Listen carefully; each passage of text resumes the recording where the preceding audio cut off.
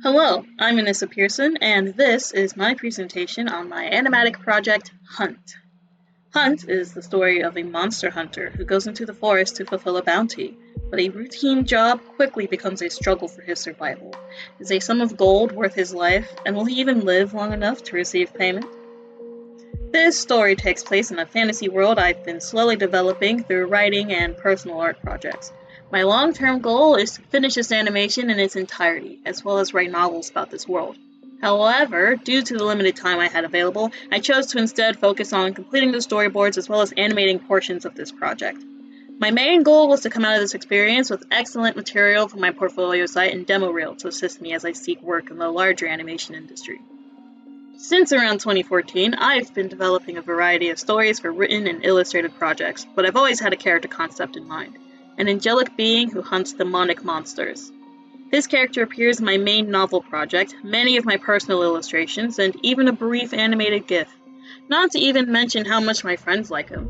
However, in order to do this character justice, I felt it was only fitting that I animate him doing what he does best, fighting monsters. See, I want to be a character animator. I've always been in love with the idea of depicting emotions masterfully on screen, as well as working on high-energy action scenes like the ones that have always inspired me. Bright flashes of color, people struggling against forces that can only be dreamed up and brought to life by a dedicated team of animators. No need to shy away from depicting the impossible or being limited by CGI effects and the green screen. In a sense, the story of my animatic hunt started over a year ago, while I was completing my undergraduate senior film, Starfall. I had started animating an epic fight scene, but was overall unhappy with how it came out. I began to hope that I'd have another opportunity to show that I really was capable of depicting a good fight not too long after I finished my first one, and as such, it came as no surprise to my friends when I took this Capstone project as another opportunity to dive headfirst into yet another fight scene. But it sure didn't start out like that. Well, I had just completed my undergraduate degree a month earlier. What could be the harm in immediately jumping into grad school? Burnout? Who's she? Anxiety? What's that? I'm perfectly ready to handle grad. To be perfectly honest, when I started the program, I had no idea what I wanted to do for a capstone project. But I kept telling myself, not a fight scene, anything but a fight scene. I worked so hard on the last one, and I barely even liked it. Why would I do that to myself again? Originally, I was planning to do a project about monarch butterfly conservation. Something slow-paced, low-energy, more focused on perfecting the ability to animate flowers blowing in the wind or butterflies flapping their sweet, gentle wings than on anything resembling action. It would be easy, I thought, and spectacularly boring. I was tired of it before I even finished developing the pitch for it. There was no way I could deal with it for another 2 semesters. What was I thinking? By the end of fall semester, I was already thinking about other projects I could do instead, and they were all high energy. I considered a relic heist and ensuing chase scene with a pair of cat people, a dialogue scene and fight that would have involved upwards of 7 characters, and a monster fight. I'll admit, I was a bit nervous at first. I was afraid that I'd mess up, trying to animate an entire fight in just 1 semester all by myself. But my professors and classmates were always there to provide encouragement and advice, and ultimately I decided that I would simply animate portions of the story instead of trying to speed through an entire battle in just 2 months.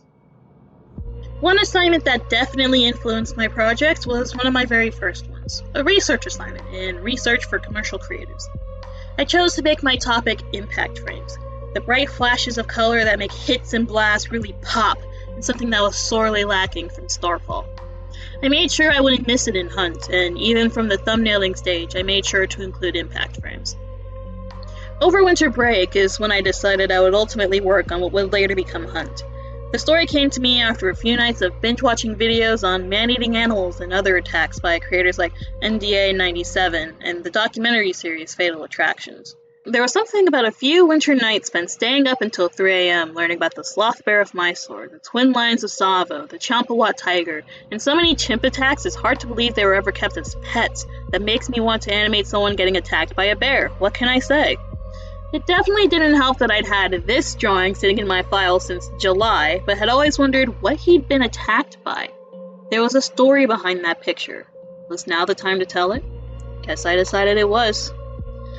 From the instant I decided what I'd be working on in late fall, I got started on developing Hunt. From a bullet point script to a full-on shot-by-shot write-up. Before I knew it, I was already ready to start visualizing it in semester 2. Honestly, feels like a blur looking back on it. I was ready to get started on my project. My game plan was to get everything thumbnailed and then boarded and edited into an animatic by the end of the semester, so I could spend all of summer semester animating everything to the fullest. I was gonna finish the whole thing, baby! Fortunately, my friends knocked some sense into me, and I scaled my pitch way down. A whole fight scene by myself? I had already suffered through that once. Why would I do it to myself again? From this point, my pitch became this. Full thumbs, fully boarded, edited into an animatic, and 20% animated. On top of full turnarounds, walk cycles, run cycles, flight tests, a variety of other animation tests. Whoa, slow down. You weren't seriously expecting to do all that in a few months on top of all your other schoolwork, right? Oh, right. I do have other classes, don't I? I was still struggling to accept the fact that it wasn't realistic for me to try and do all that and still get quality work done. But even still, the stuff I did get done definitely helped with working on the project at large. I used my time in creative problems for digital animation too, as well as project systematic inquiry, to get a lot of development work done on Hunt that ultimately proved extremely helpful in the larger project. By design, of course. Character sketches, character turnarounds, flight tests, initial story thumbnails, and the beginnings of a walk cycle animation. This is even when I came up with the final design for the monsters. Making the initial concept was me messing around, and now it was time for me to find out. I was struck with the realization that I had never drawn a bear before, let alone animated one. And aside from a single wing flap in a GIF from 2 years ago, I'd never animated anything flying before, not even a bird, much less a man. I did a lot of practice sketches. A lot of practice sketches. I even went to the zoo to see the bear, twice. The first time the bear wasn't out, and the second time the bear wasn't moving, but it all counts towards learning. Surely I can just write it off on my taxes as school-based fees, right? Wait, what do you mean I can't? Regarding the flight animations, I found some flight tutorials online, one by Aaron Blaze and one by Pixie Gags, that I followed to teach myself how to animate flight. After that, I figured, okay, let's try something out. Let's wing it a little. So I think around 1 a.m. I opened a new file and made this. Afterwards, I tried to animate flight a few more times, but none of them really looked good until I made this one around 2 a.m. on a different day. So I guess I'm best at animating humans flying at around 1 a.m. or later on a random weekday. Speaking of wings, while I was working on the turnarounds, I found myself struggling with drawing the wings in different angles. In the past, when I've drawn angel wings, they were either tucked around a person who was facing forward or fully outstretched, facing either forward or perfectly profile. In the past, this was perfectly suitable to me. I wanted to illustrate my characters without hiding their faces after all. But when I would need to draw them moving and flying and walking in all kinds of angles, it was a bit of an issue. My friend Laura helped me with one of the wing poses when I asked for her advice, and after a few modifications, I was ready to go. I learned and grew as an artist in my spring semester classes, as well as in my fall semester classes, and by the end of it, I felt ready to launch into my project in the summer. It's hunting season! Get it? You get it? By summer semester, I'd had a good base of work to start with, and it was time to dedicate myself fully to this project. Or as fully as I could, considering other projects and family needs, and you get the deal. Summer's when I finished the last of my prep work. The last few thumbnails got done around this time, and I was ready to dive into Storyboard Pro to create my clean boards. And I realized just how long my project was shaping up to be. Something that takes maybe a minute to read through ended up becoming about 3.5 minutes of playtime. And I still had to create full boards, let alone start animating. And I was still hanging on to the idea of creating a bunch of extra content. 20% of my full storyboard would be 42 seconds, so this is when my scope scaled down for the final time.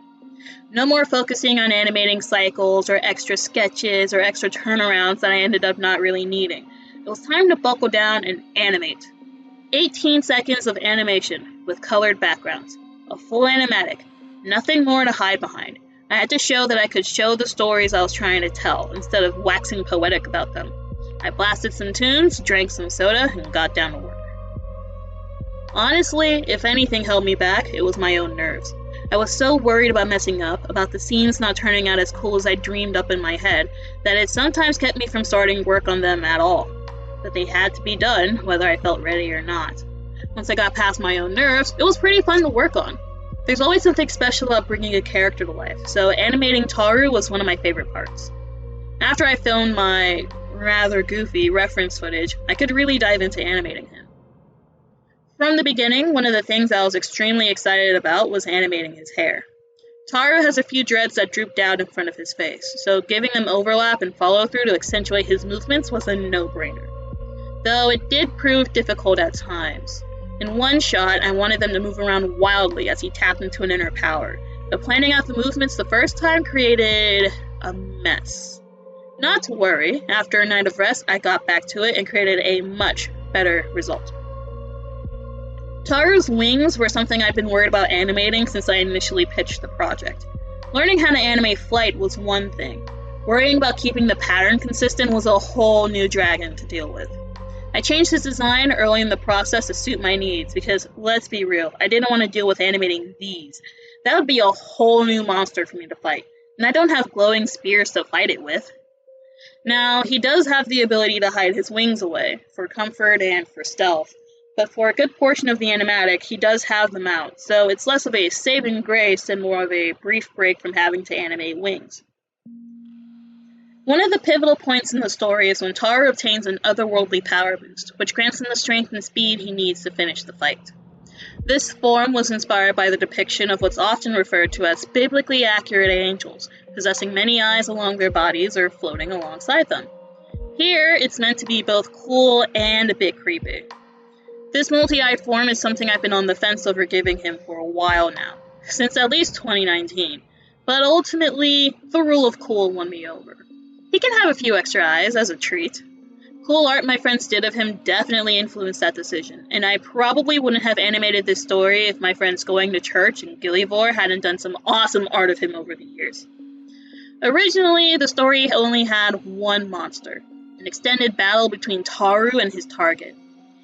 But I was worried that having Taru struggle for so long would make him look inexperienced or incompetent or something. And at the same time, I was struggling to come up with reasons why a monster would be so difficult for a hunter to face that wasn't something ridiculous, like the ability to make shields, or shoot poison spikes, or laser vision. It works in other stories, of course, but I didn't think I could pull it off in mine. It was actually my dad who suggested I just have two monsters, and as such, the baby monster was born. Thanks, Dad. Baby, or Cubby, is the first monster that Taru encounters, which he assumes is the main threat plaguing the forest. Granted, Taru wasn't given the full story. That poster does say that there's one monster, and it sure looks like Cubby. The people who came across Mama instead of Baby weren't really capable of describing what attacked them when she was done. Even still, Baby has the teeth and claws of a predator and is huge, about as tall as Taru is at the shoulder, but he's still easily taken down by an experienced hunter. Mama, on the other hand, Mama is not so easily defeated. Taru is used to handling solo threats, not pairs, especially not when one is an enraged, protective mama bear who's out for blood. His blood. She's huge. She's gotta be huge to read as a threat. How huge is she? Look at this photo. Taru is 6'3". That's huge. Compared to her cub, she's got more spikes, 5 instead of 3, and they're sharper. She's got scars from previous fights, and she's a lot more angular, from her cheek fluff to her ears and eyes, but she's still a bit round. If Cubby's meant to be cute but scary, Mama's meant to be scary but a little cute. Initially, when I was designing the monsters, I wanted to go crazy with it. The very first drawing I did, I was aiming to give them the face of a wolf, the legs of a lion, the body of a bear, and spikes. I was also considering making them purple. In the end, I just didn't like the look of it. The next step was bears. Just bears. Bears are scary, right? Like, they can be pretty cute, but also plenty scary. Even still, having Taru fight a few plain old bears didn't feel interesting enough. He's supposed to be a monster hunter, not just a hunter. So the spikes made their return, and I named this new creature Spiky Bears. I know, I'm so creative, right? One interesting note, another difference between mama and baby, are their mouths. Their teeth, more specifically. Baby has a full set, nice and clean, too. But mama's got 2 broken teeth. In many instances of man-eating animals like the Champawat tiger or the lions of Tsavo, the animals in question have dental injuries that prevent them from hunting their usual prey. In the tiger's case, 2 broken teeth from an old gunshot, and in the lion's case, potentially either an injured tooth or an infected root canal. There's still a little bit of debate over it. With that in mind, I decided to give Mama Spiky Bear 2 broken teeth. Would she have fed herself and her cub a different way had she not had this injury? No one really knows for sure. All the backgrounds for this animatic were first done in Clip Studio Paint in the thumbnail phase. Though, I'll be honest, the later I got into drawing the fights, the less I started drawing the backgrounds. There's plenty of panels that just don't have them. In that case, I started adding the backgrounds in the storyboards in Storyboard Pro. Until I entered speedrun mode and didn't add more backgrounds. Especially when I realized a lot of my thumbnails showed the action just fine. For the finished backgrounds, I took to Clip Studio Paint again, where I redrew the backgrounds in a lineless style and added detail through shading. First, though, I had to decide on a color palette. I wanted something dark and moody, kind of like Twilight, but a lot less blue. I ended up drawing an extremely basic background behind the colored character art and giving it all a slight blue tone. A 46% overlay layer, to be specific, to help it all fit together better and suit the mood I was looking for. From there, it was time to get to drawing, and I think the backgrounds came out pretty well. You can be the judge of that, of course. Without further ado, let's watch Hunt.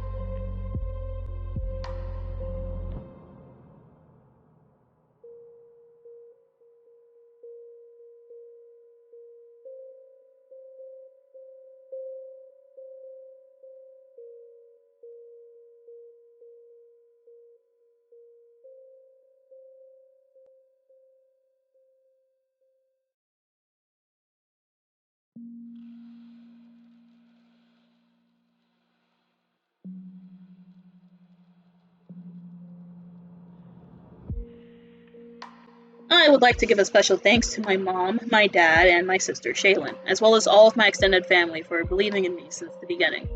My beloved professors and classmates for encouraging me and having my back when I needed it. You guys are an inspiration, honestly and seriously. My dearest homies, my best friends, my internet squad, my patrons. Animating becomes way more fun in a Discord voice chat showing it off to your friends. The Gilly Gang for being the best art server known to mankind. Talk about a healthy dose of inspiration and encouragement. Thank you to my friends Kirby and Cactus for always being down to hear me gush about Taru and my project in general. A special thank you to just everyone who's ever believed in me.